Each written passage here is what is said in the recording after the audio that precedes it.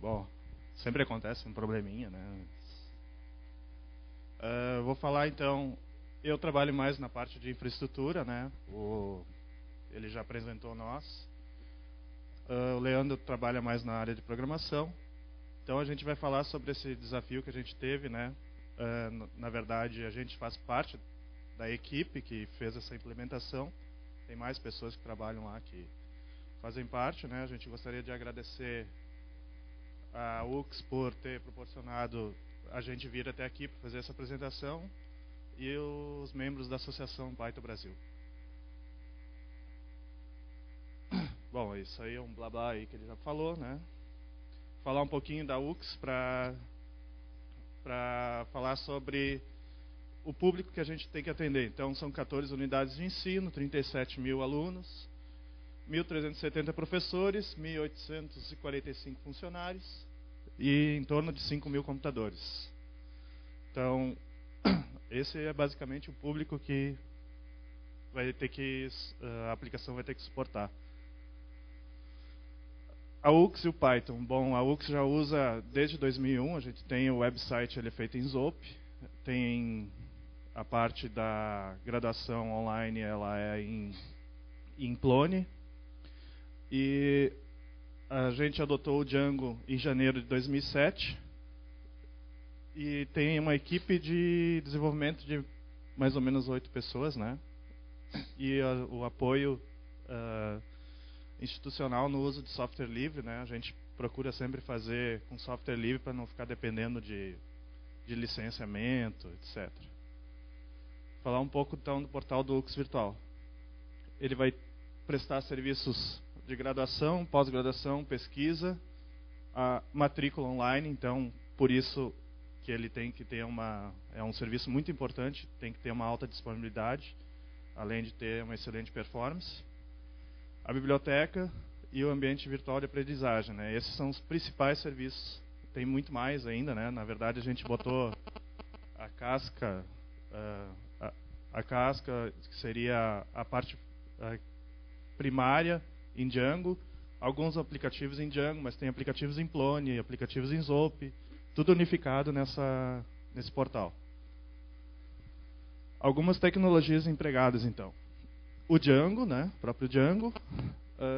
A gente tentou, tem um bom passado então com o Zope, e a gente tentou aproveitar o que a gente aprendeu com algumas questões com o Zope e Plone, né, como a parte do cache-foo, né, que muita gente tem problema de performance. Então a gente tentou aproveitar todo esse aprendizado que a gente teve em cima dessa solução também. Só que ao mesmo tempo a gente queria alta disponibilidade, além de alta performance. Então, assim,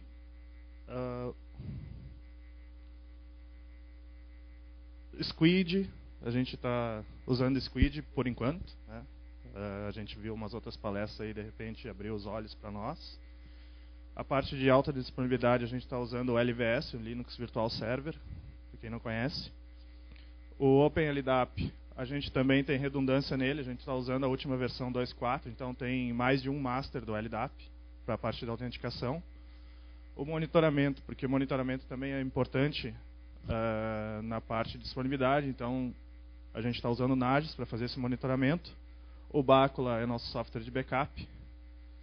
O Apache é onde a gente está colocando o Django, então estamos usando alguns módulos dele, o Expires, estamos usando ainda o Mod Python, o Mod Security, que é legal tu usar o Mod Security também em conjunto com o Django, porque daí, se acontecer algum problema, por exemplo, de um acesso ao banco, daí pelo menos o usuário não recebe aquela mensagem, hora, traço, 5.000, erro de acesso ao banco. Ele faz esse tipo de filtragem, também faz um monte de filtragem contra injection, etc.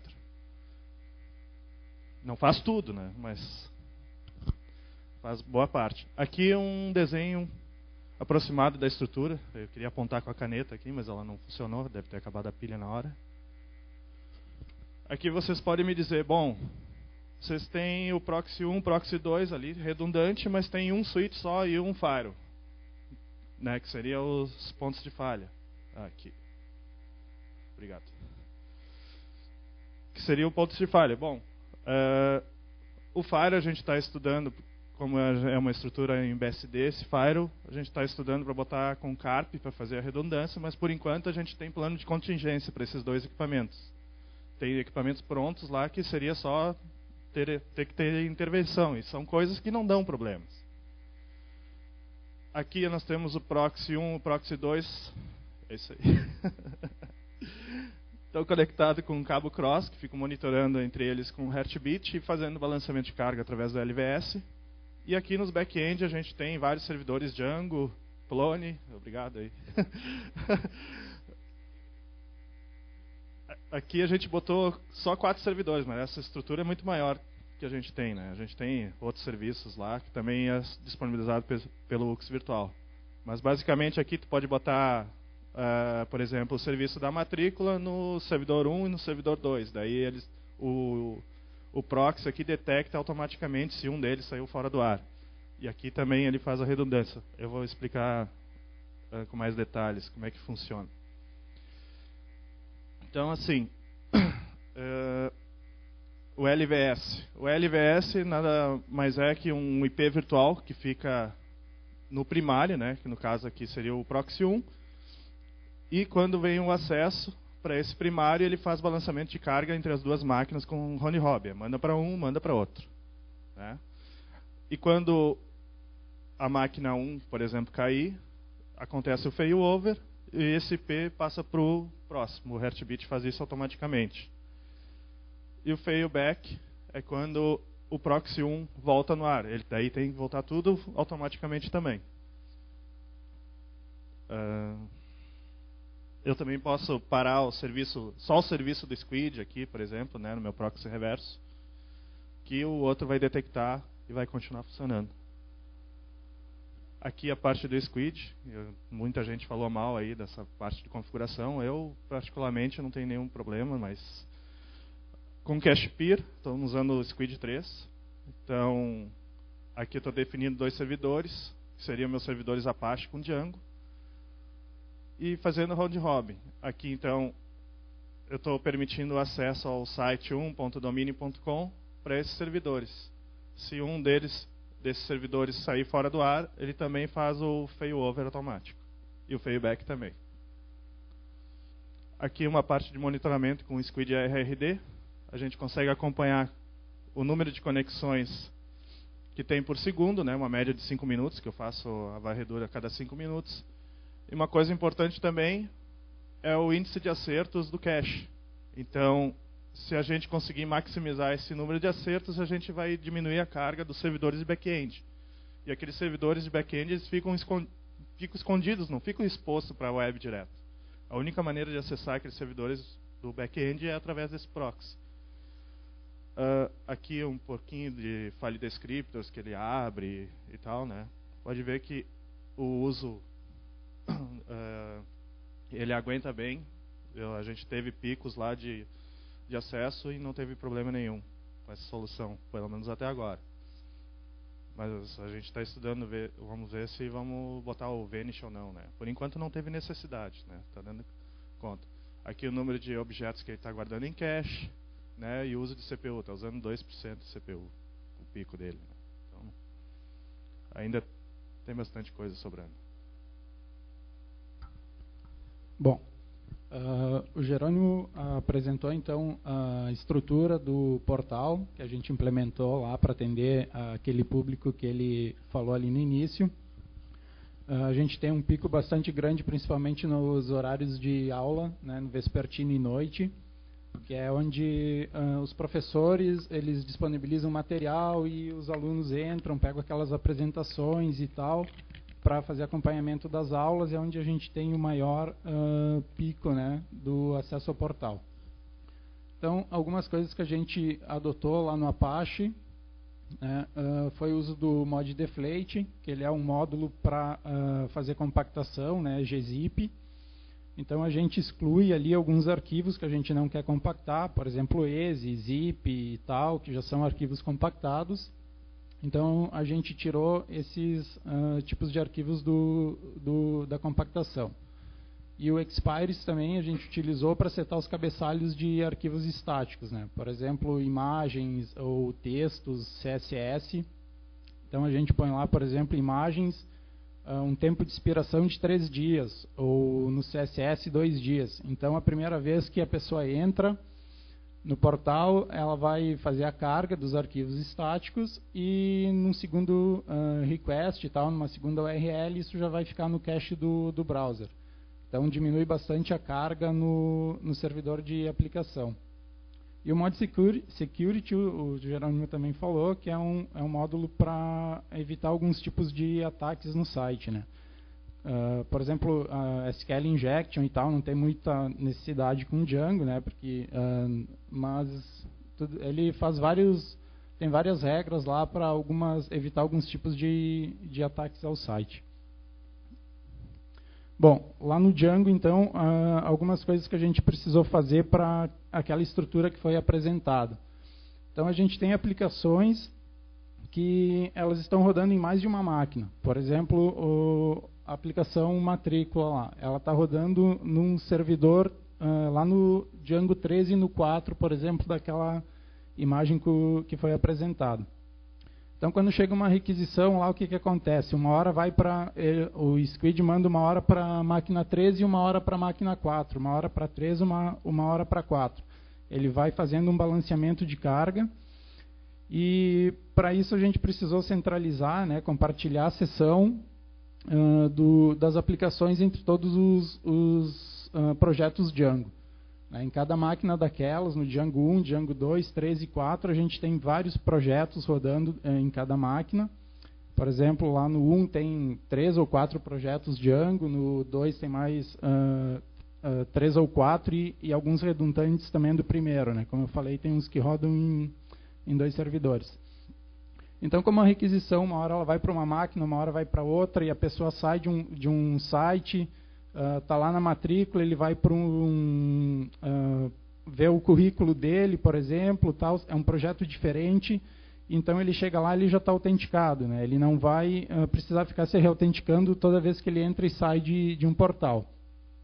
Então, para isso, a gente precisou fazer um back-end nosso de autenticação, para que a gente tenha autenticação no LDAP.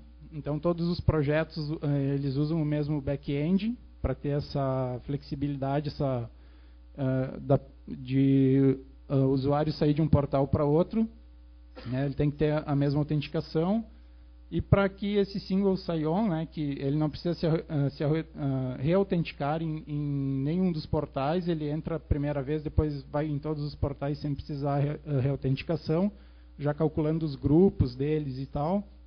A gente precisou usar, então, a mesma chave lá, né, em todos os projetos eles têm a mesma secret key, que é necessário, e também usar um cookie de domínio, né? Todas as aplicações têm que estar embaixo do mesmo domínio, por exemplo, do .ux.br, para que isso fosse possível. Algumas coisas, então, que a gente está em mente agora para melhorar ainda mais a estrutura. Hoje vimos aqui, então, a utilização do Pound, né, mais Varnish. A gente vai estudar isso agora para substituir, talvez, o nosso Squid. Vamos fazer alguns testes. Outra coisa importante que a gente viu, e não fizemos testes ainda com ele, mas vamos estudar ele agora, né, é o Nginx, que também já suporta Django e tem se mostrado um back-end com bastante performance. A gente até pegou uns dados aqui do Netcraft, que em abril de 2008 tinha aproximadamente 1 milhão de servidores rodando em Nginx no mundo, né? E hoje, em 9 de 2008, já existe 2,5 milhões. Né? Então aumentou 150% mais ou menos o uso do Nginx em 5 meses aproximadamente. Então, esse a gente não fez alguns testes oficiais ainda, mas está na nossa lista de pendências. Outra coisa é substituir daí o mod Python também pelo mod WSGI, que esse a gente não fez ainda por tempo hábil, a gente já fez alguns testes, e em alguns templates mais complexos, assim, a gente percebeu até um ganho de 20% a mais em tempo de resposta. Quer dizer, 20% a menos, né, no tempo de resposta. Então, isso é uma coisa que a gente vai fazer logo, só não sobrou muito tempo ainda. E outra coisa também que a gente está estudando para melhorar a performance é a utilização do Static Generator for Django. Esse é um produto que a gente viu que ele faz cache de páginas, faz cache estático de páginas do Django, né? Ele é para ser usado em páginas estáticas ou de pouco dinâmicas, né? Por exemplo, blogs, notícias e tal. E como é que ele funciona lá? Ele, por exemplo, tu tem o Django ali, sem cache, em azul. Aí depois, em verde, tu tem o Django usando um cache, seja main cache ou alguma coisa assim. Né, já aumenta bastante o tempo de resposta, mas ainda não é suficiente para algumas coisas. Né. Isso não é um problema do Django. Se fosse PHP, ASP, qualquer linguagem dinâmica, teria o mesmo problema, né, porque mesmo estando em cache lá, num cache em memória, tu precisa passar pelo script, a requisição vai chegar ainda no Django, ele vai ter que ver o URL e tal, para acessar o cache, enfim, e devolver aquela página. Tu continua passando pelo framework. E aqui ele transforma num arquivo estático.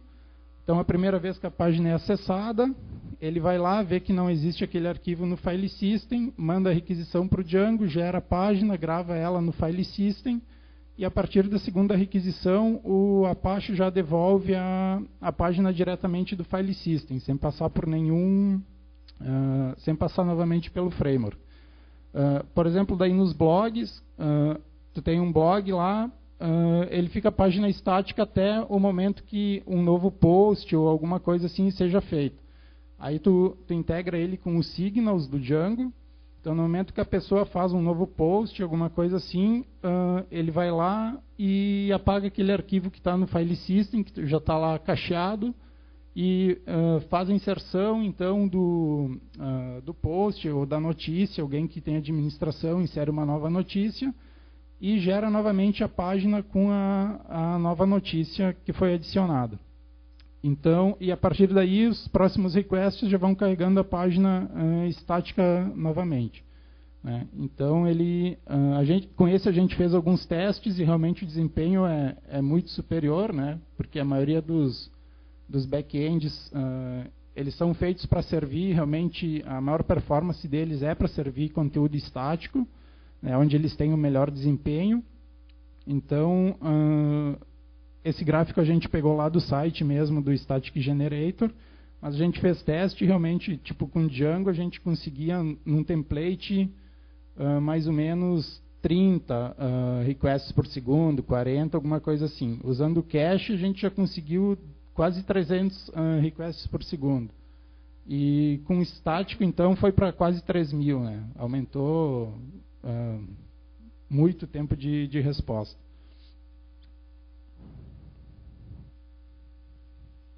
Bom, era isso que a gente queria apresentar, né? Mais ou menos um case que a gente teve. E a solução que a gente conseguiu até hoje está atendendo bem. A gente teve, por exemplo, durante a etapa de matrícula, né, que tem um período de matrícula, tem muito acesso concorrente, bastante gente utilizando junto, disputando vagas, enfim, né, todo um processo lá que foi desenvolvido. E o portal aguentou muito bem, não tivemos nenhum problema de performance. Nós tínhamos mais ou menos uma carga de 25 requests por segundo em cada proxy. Isso dava mais ou menos 50 requests por segundo, 50 e poucos, e o portal aguentou muito bem. O Django teve uma performance muito boa. O processamento das máquinas bastante baixo, porque devido ao uso de cache, né? E teve uma boa... Foi um bom case para nós e a gente conseguiu ter o resultado que esperava. E hoje a gente utiliza Django praticamente em quase todos os projetos novos que a gente está desenvolvendo. A gente está utilizando o Django e tem se mostrado bastante satisfatório lá para a universidade. Era isso que a gente tinha para apresentar. Se alguém tiver perguntas... Uma pergunta? Uma dúvida?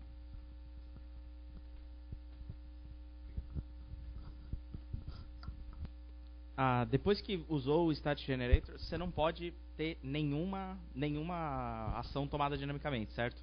Se você quiser, por exemplo, fazer um contador de visitas naquele determinado site, naquela coisa que foi tornada estática, não dá, é só estático mesmo. Sim, ele vai guardar a página no file system lá, e a partir daí ele vai, o Apache ele vai fazer o seguinte: chega a requisição no Apache, ele vai lá e vê, tem uma condição que testa lá com -f se o arquivo existe no file system. Existe o arquivo no file system? Existe. Devolve. Nem passa pelo Django. Nem passa mais por Django. É totalmente como se fosse um HTML estático servido pelo Apache diretamente, né? Beleza, obrigado. Oba, eu queria saber em relação, vocês falaram aí de múltiplos sites em Django. Então, mais cedo na apresentação do Andros Medina, eu fiz uma pergunta relacionada ao problema do banco de dados. Que hoje no Django você tem um arquivo de configuração que você especifica o banco de dados e ele tem aquela regra de nomenclatura para multiplexar várias aplicações do mesmo banco. Vocês estão trabalhando com um único banco? Ou vocês estão trabalhando com múltiplos bancos? Como é que fica essa cola aí? A gente está trabalhando só com Oracle. Tá toda a nossa base de dados, a sessão, está tudo no banco Oracle. A gente não está usando, por exemplo, MySQL para sessão, Oracle para base. A gente tem Oracle, é nosso banco oficial, digamos, dentro da instituição, né? E até a gente tem alguns outros bancos, mas são para outras aplicações, às vezes tipo bibliotecas ou coisa assim que não... às vezes tem uma base, precisa de uma base separada de usuários, alguma coisa assim que não é dados acadêmicos, né? Mas toda a base acadêmica mesmo, ela está toda centralizada no Oracle. A gente usa tudo Oracle. Até é a única coisa desse slide que não é software livre, né? É o Oracle. Então, ele tem a parte da redundância dele também, né, com Oracle Hack. Tem um projeto novo lá que vai usar Postgres SQL, né? Então, talvez é uma tendência, né, para a gente fazer essa migração. Mas, por enquanto, é o banco Oracle mesmo. Só complementando, né? Mais alguma pergunta? Então, obrigado aí a todos.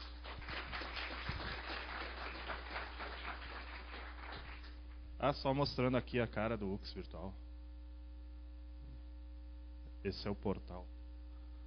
Então, cada abinha dessas aqui pode me remeter para um servidor Django diferente. Ou então até para um servidor Plone. Por exemplo, eu tenho um ambiente colaborativo aqui, que ele está rodando num servidor Plone. Eu tenho aqui o sistema de cadastro de senha de alunos. Então, isso aqui é um Django, né? A parte aqui da biblioteca, isso aqui é em PHP. Tem várias coisas, mas a maioria aqui é tudo Django, certo? Só complementar aqui uma coisinha. Aqui toda essa parte aqui do UX Virtual, toda essa parte de favoritos, preferências, toda essa parte aqui da navegação, isso aqui é tudo Django, tá? É tudo desenvolvido em Django. Aqui essa parte da navegação aqui, que tu pode aumentar a área de trabalho e tal, a gente usou uma biblioteca Ext, né, para fazer essa parte. E aqui a gente tem todos os sistemas. Essa árvore ela é montada dinamicamente, conforme a pessoa, os grupos da pessoa é calculado. O cara acessa, o aluno, o professor acessa, ele vê os sistemas que ele tem acesso, calcula a árvore de sistemas para ele lá, de aplicações, e tudo isso é feito em Django, né? Toda essa parte é feita em Django. E é integrado com alguns serviços Plone e tal, para... quando a pessoa entrou aqui, isso aqui vira um ambiente transparente para ele. ele nem sabe se ele está utilizando Django ou Plone por baixo ou PHP. Ele simplesmente, eu quero ir no sistema tal, na infraestrutura ou na biblioteca. Ele já chega ali, está autenticado. Só né? posso fazer uma pergunta? Pode. Vocês falaram que estavam desenvolvendo com Plone, Zope no início, e em 2007 mudaram para Django. Qual foi a razão? Você pode falar um pouco sobre essa decisão? Qual eram os problemas com o Zope e Plone? Vocês não falaram sobre isso? Sim. A gente adotou o Django principalmente porque a gente tinha alguns problemas de performance em algumas aplicações com Plone. Não porque Plone não aguentava ou coisa assim. A gente talvez estava fazendo um emprego errado da tecnologia em algumas aplicações que a gente tinha. Por exemplo, a gente estava utilizando um Plone num sistema de cadastro ou financeiro, coisas desse tipo. Então, o que acontecia, a cada nova solicitação, por exemplo, ele gravava um objeto no ZODB e isso tinha muito acesso concorrente, né, muito workflow e coisa assim. Então, a gente não tinha uma performance boa nisso com Plone. Coisa que, com a adoção de Django e banco de dados relacional e tal, a gente conseguiu ter uma performance bem melhor e um número bem maior de requisições, atender com bem mais performance. Beleza, valeu. Você falou também de um mod WSGI, né? Fiquei curioso só se você vai tentar também o mod Passage também como implementação que dá suporte WSGI também. Não sei se vocês vão procurar isso. Não, a gente testou o mod WSGI e a gente já... como a gente tem bastante projetos lá em Django, a gente não teve ainda o tempo para fazer a migração, mas a gente já fez testes com algumas aplicações e funcionou perfeitamente, né? Não tivemos problema nenhum. E teve uma performance bem melhor, como eu falei, do que o mod Python se mostrou com Apache Bench, né? A gente fez uns benchmarks e... que o mod Passage ele implementa suporte WSGI também, só é um outro módulo, entendeu? Aí eu não sei se vocês vão pesquisar, acho que a Local Web está usando também nos servidores dela. Só uma... Não, beleza, vamos dar uma olhada também, sim. Valeu. Valeu, obrigado a dica. Então vamos agradecer mais uma vez o Leandro e o Jerônimo.